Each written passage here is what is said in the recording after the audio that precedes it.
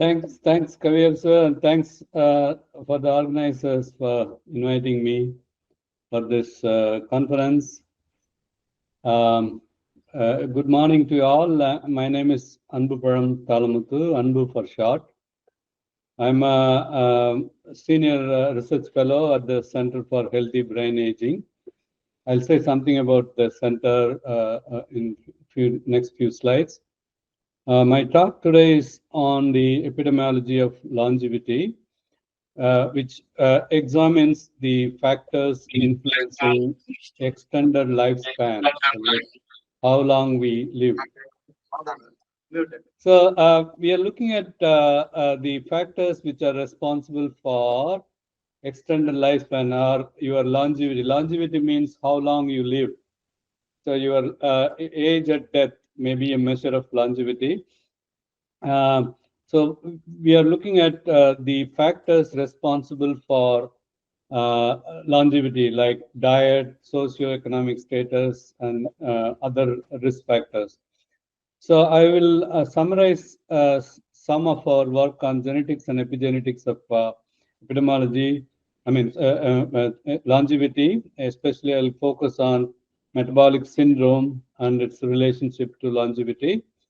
So metabolic syndrome I'll explain later. So it's a very important risk factor for many health outcomes. Okay.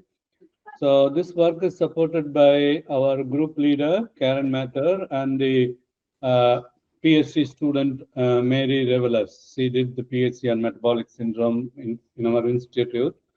So this work is this talk is mainly focused on some of the research done by Mary and myself.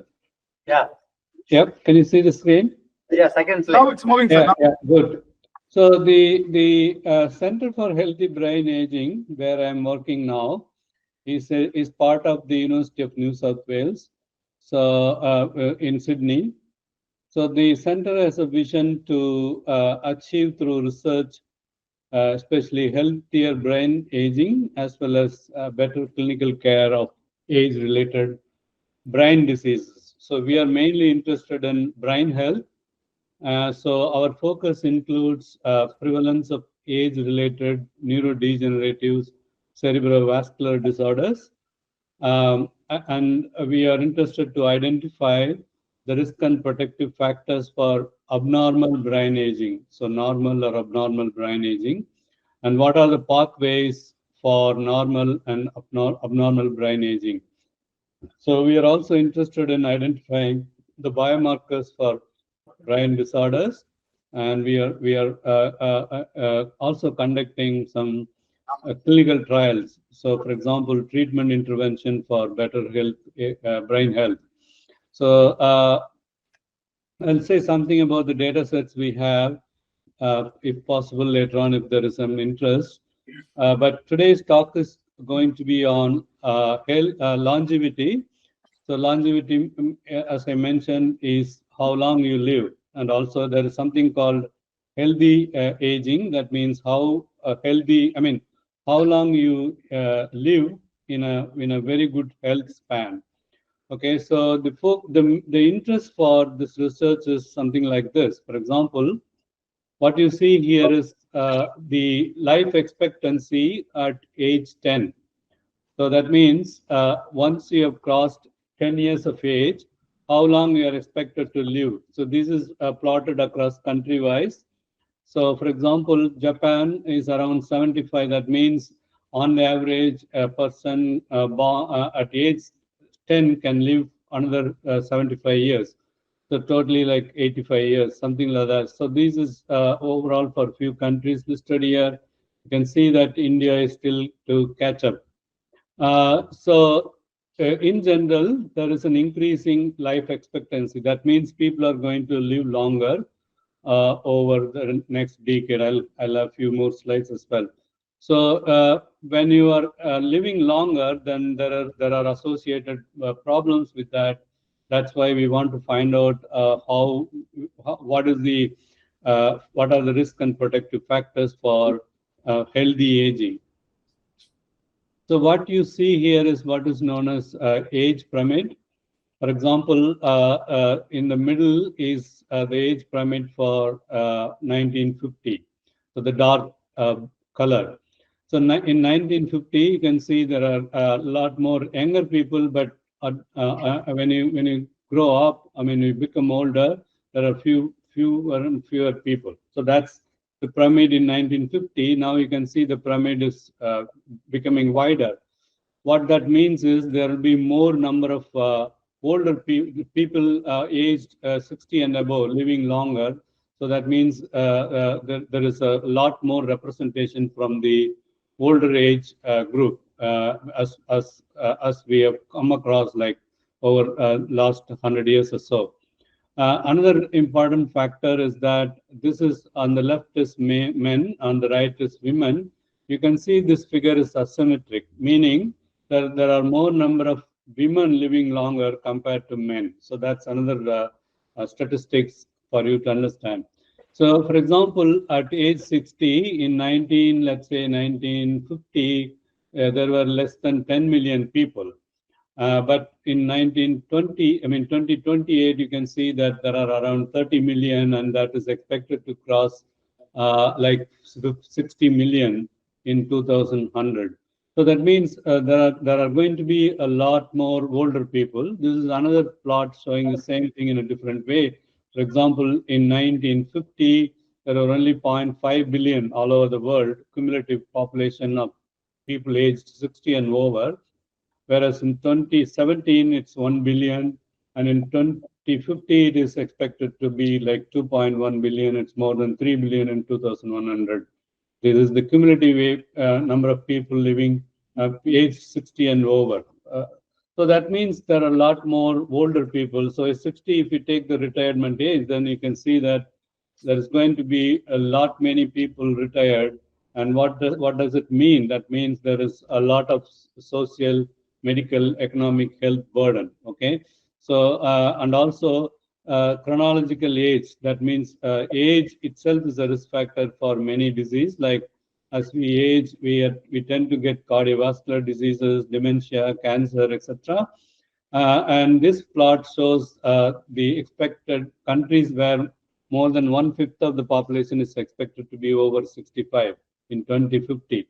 So these green, I mean red color, are the places where you will have more than 25% of the people, or 20% of the people old more than 65 and above. So that means a lot many older people, and and there is a lot of social and economic burden. So, and we want to identify the factors which is responsible for your lifespan by itself, as well as healthy lifespan. This is another plot where this plot shows healthy life expectancy at age 60. That is how long you live after 60 without any health problems. So in good health. So it's, for example, Japan is the last, I mean, more number of years, like 20 years of age, 20 years without any health issues after 60. So that's a big number. And across these plot, you can see other countries. India is somewhere around 12 years, I think. So health expectancy is another important factor for us to look into.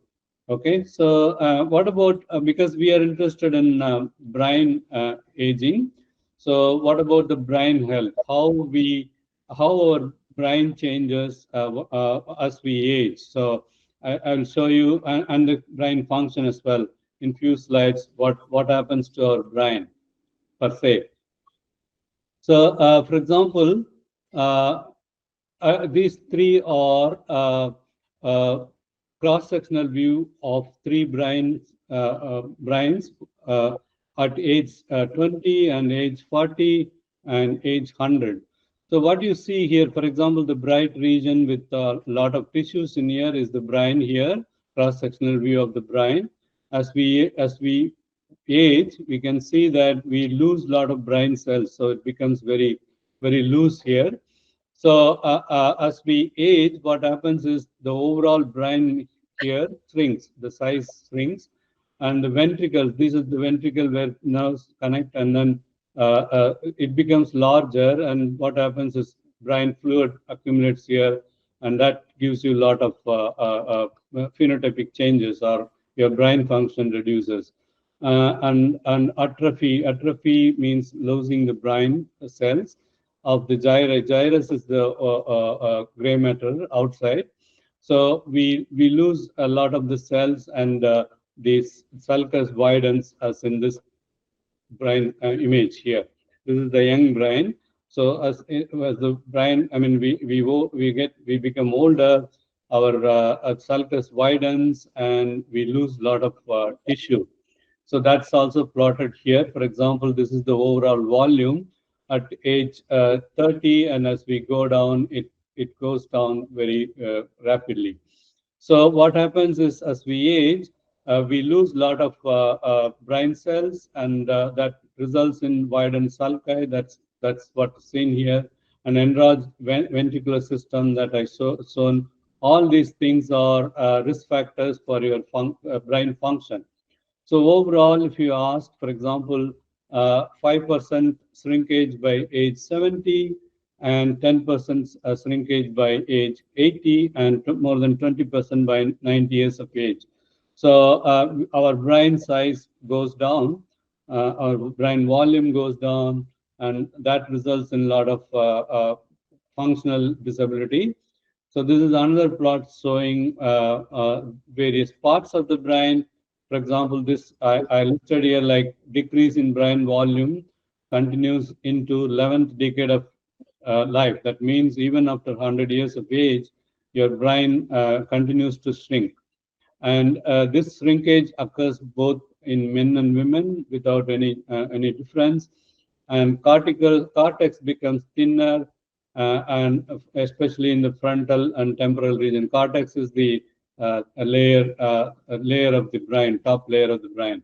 And the inside brain, there is what's known as white matter, and in that white matter there are abnormalities happen, and that happens very markedly in later life. But fortunately, there is the connection between various parts of the brain is maintained, and the older brain is able to compensate for any structural or brain volume loss we see. This is another plot showing our cognitive ability as we age. For example, these are various tests we measure on brain function. For example, in here, what is shown here in the green line is that perpetual speed. For you to understand is, let's say, how quickly we process the information. So from 25 years to 88 years, you can see this processing ability comes on very quickly. So that's easily understood by everybody. So as we become older, our ability to process the information is slower. That's why you'll see people, older age people, your driving ability goes down. So similarly, in here, there is another test called numerical ability. So how quickly you're able to compute things. That also goes down very quickly as we age. So if you assume that there is something called the normal brain or young brain, as we age, we get into what is known as mild cognitive impairment. That means your cognitive function goes down, and finally we end up with dementia. So this is what the age-related changes happening in the brain in terms of the size and volume of the brain, as well as functional ability. So, for example, this plot shows the modifiable risk factor for dementia, and this is how much this risk factor contributes. For example, if you take education, early life education. In early life education, less education is a risk factor. Meaning, for example, if you remove the less education, or if you educate people, I mean, at early age, 7% of dementia risk is reduced in the population. That means 7% of the people will be dementia-free if they had earlier education. Similarly, for other risk factors, for example, hearing loss, brain injury, hypertension, etc., in the middle life and in the later life, like for smoking, depression, social isolation, etc. So overall, the modifiable risk factors listed here contribute 40% to dementia. So that means 40% of dementia cases can be eliminated if you eliminate all these risk factors. And of course, 60% is still unknown. So this is what are the risk factors for dementia or old age brain-related diseases. Okay. So what are the factors for brain fitness? Of course, you should be mentally active, and you should do exercise, and diet and nutrition are important factors. Sleep is another important factor, socialization, and then alcohol intake. These are all, I mean, alcohol intake is kind of moderate intake is good for brain health. That's what a lot of studies show. But again, this is a controversial thing. So, for example, we want to look at long-lived individuals. That means people who have lived at least, let's say, 100 years. And because these are the people who have, let's say, lived longer, and they are like models of healthy aging. So we propose that centenarians or near centenarians as models of healthy aging.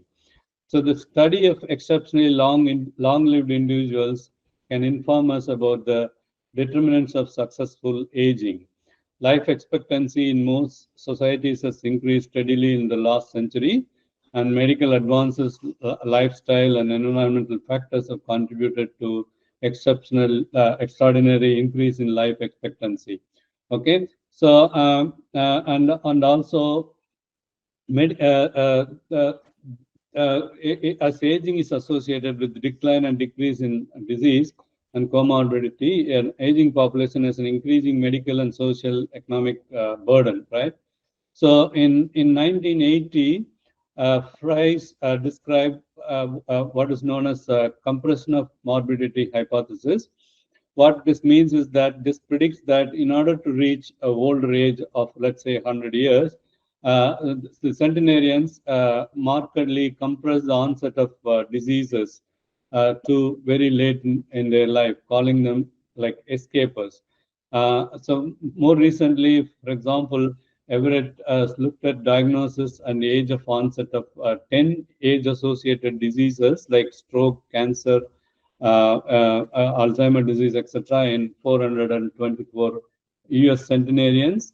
And he has categorized what is known as escapers. Escapers are those people who have escaped all these 10 diseases even at the age of 100 years. That's like 19%. And delayers, meaning the age at onset of these 10 diseases is above 80 years for these group of people, like 43% of them, and survivors, even though they had age-related diseases as onset before 80 years of age, still they survive to reach 100 years. So that group of people is like 38%.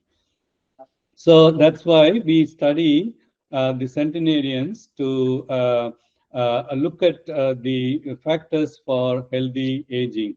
So, for example, the Sydney Centenarian Study was recruited in 2007 and recruited from participants from suburb of Sydney. So, they were followed up after recruitment like 6 months, 12 months, 18 months, etc. And data were collected on medical history, family history, cognition, medication, mental health, subjective memory, compliance, falls, etc. There is a comprehensive data we have, and this is just, I'm summarizing this cohort because these data sets are accessible to researchers around the world, and you're more than welcome to ask these data set from our center. So what we have found from this cohort is that the age range is like, of course, we recruited people age 95 and above. So like mean age is 97, and the sex ratio is generally female is higher because I mean a lot of female live longer, as I've shown earlier, and also female tend to participate in most of the cohort studies. And in our cohort, the average years of education is 10 years. And even though they are like 95 plus, around 59% of the people still live in private dwelling, means they are able to live their own life without a lot of other support. And what it means, we in our cohort, because these are people who have lived longer, heart diseases and diabetes were lower in this particular group of people compared to octogenarians, meaning people around 80 years of age. So in our cohort, men performed better than women in cognitive and functional measures. That's been reported in other studies. Dementia prevalence in centenarians is around 49%. Nearly 50% of the people are demented. And education, as I mentioned, is protective against dementia. This is coming from our studies. And untreated hypertension increases the risk of dementia. Prevalence of psychological distress was consistent with general population, and satisfaction of life was high among these people. Sir, yes, sir. The last 5 minutes that you can. Yeah, maybe what I will do is, I mean, of course, I have a lot of other results. Yes, maybe for the last 5 minutes, we can discuss if there are any questions from the participants. Is that okay? Yes, sir. Yes, sir. That's all. Yeah, this is some of the data we have, and you are more than welcome to interact with me over email, and I'm happy to assist you if you have any research question. Thank you. Thank you for listening. So, dear participants, if you have any discussion with sir, you related to your any idea, just want to share to sir, or you want to get any information from sir. Suppose you want any data, you can approach a professor. He has a lot of data for their projects. So related to that, you can ask anyone.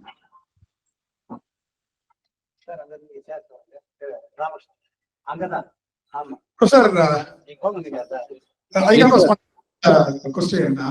It's a very simple. Since you said that certain ability with the age increases, that certain abilities are decreases from the people, right? Yeah. Some aspects, if you think that when people getting older and older, their the brain functioning is much more pleasure and stronger, because of when people are getting 70s and 80s, the maturity level, and when the age increases, maturity levels keep on increasing, right? So it is it true with the statistics?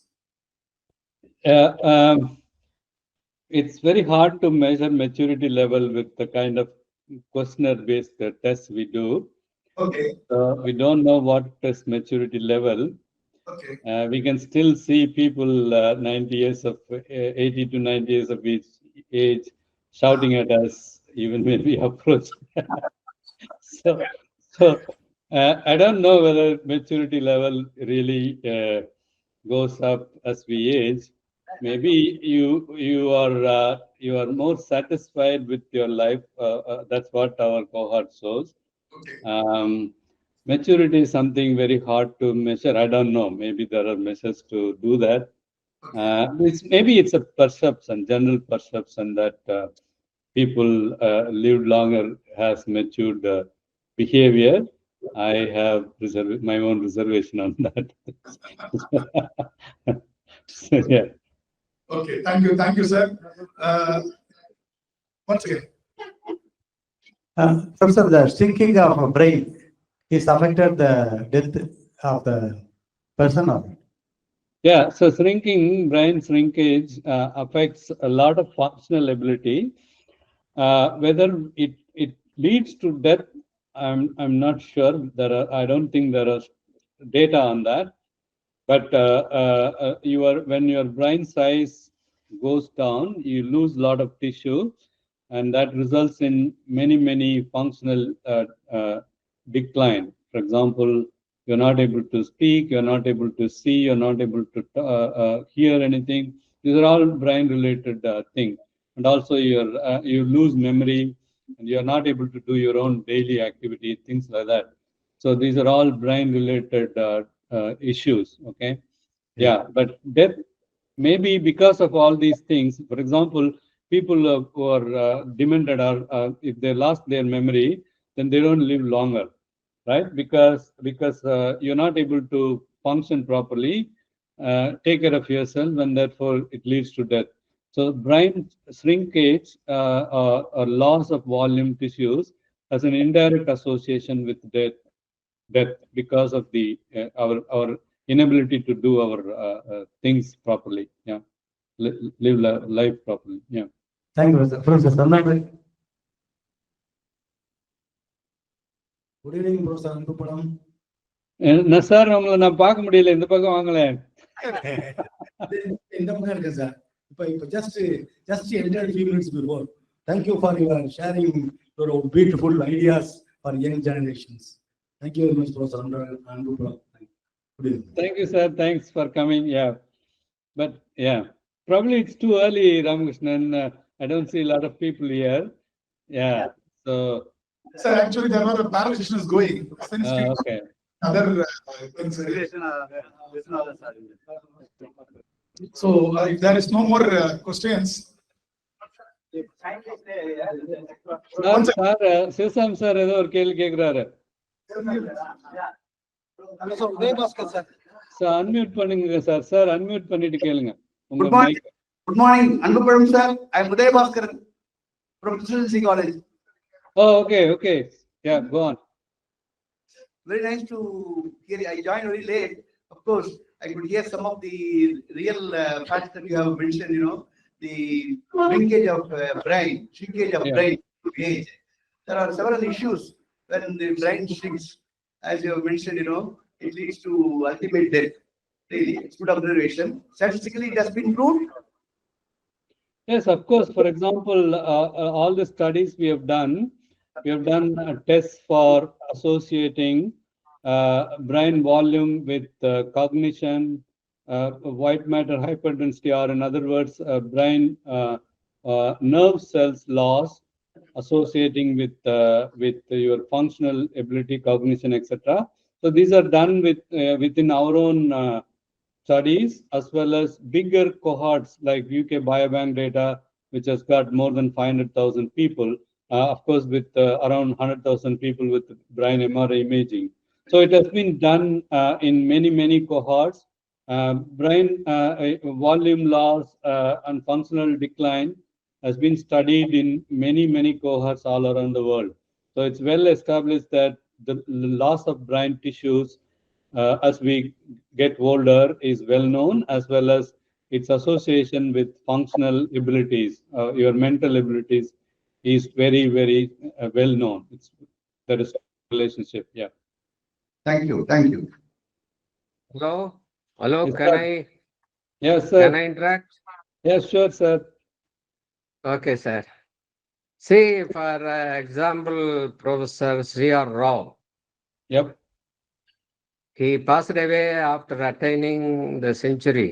Yeah, 103 or something. Yeah. Is there any special reason for it? So, for example, some of the people who have lived longer, like I was showing the results, like, so in general, there are a lot of risk factors. If you are asking about a particular person, it's very hard to pinpoint.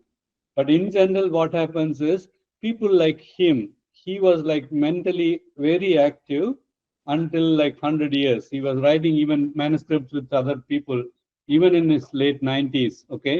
So that means he was mentally active. That means he was cognitively active. That means his activities of daily living has not come down. So that's an important thing. That means he is able to live independently. Maybe that's the factor for his life expectancy. And also it is also genetically related, sir. For example, we don't know about his family background. In other words, whether his relatives or his siblings have lived longer. In general, longevity has got a lot of genetic component as well. So that may be another reason. So he has inherited very good genes for living longer, right? Yeah. Another thing. Hello? Yep. One more thing. Yeah, what about ICMR Venkat? Anbu, good morning. Good morning, sir. Yeah. Right. So very nice. I think sorry I missed your talk. We tried to come, but because of traffic jam. So I understand that the talk went on well. As usual, brain aging, no? Brain aging only is.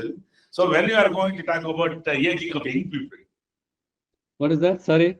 brain aging of young people, Aging up? young people, yeah. Young age group.